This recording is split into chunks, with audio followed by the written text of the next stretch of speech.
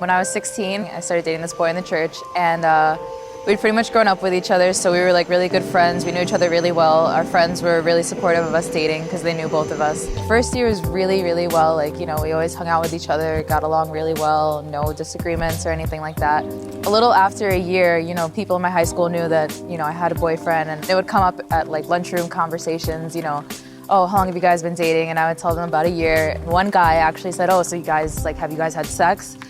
And I told him, no, I hadn't. And he was like, wow, if you were my girlfriend, I definitely would have dumped you by now, because that's just ridiculous to be holding out on a guy like that. You know, you really don't love him.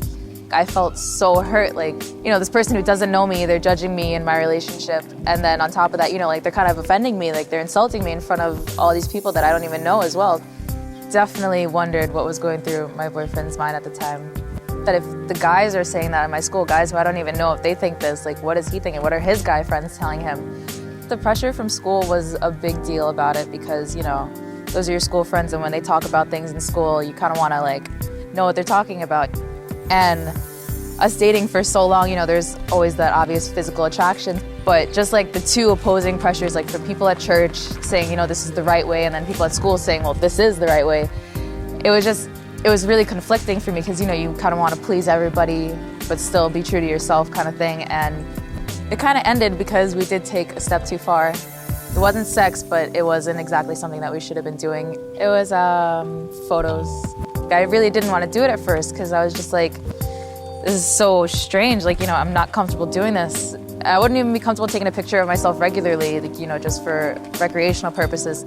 It was the pressure from people in school. Like, you know, that was one of like the cool things to do. And I didn't do it to be cool. It was kind of one of those things where I could kind of like skim the borderline, not having sex, but, you know, I'm still kind of, you know, not leaving my boyfriend hanging. I'm giving him something that, you know, he wants. And I just really thought of it as, you know, like, I can't just be the only one in my relationship, like saying, no, I should be giving, I should be contributing is what I thought. I didn't want to like withhold from him anything and be a bad girlfriend. And then people in school, some of them were like, you know, wow, I never thought you would do that. That's awesome. But that was my personal way of shutting them up about it. His parents found out because his email was left open and his mom was just, you know, being nosy, I guess. And she just went through some of them and she saw them. And then right then and there, she called my parents and we kind of had a meeting like that night. And it was kind of like a mutual agreement that we should break up.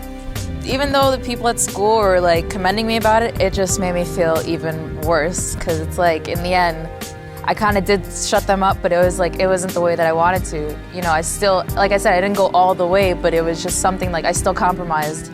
So even though they were saying, you know, oh, that's great, that's awesome, I still felt like, you know, like crap about it.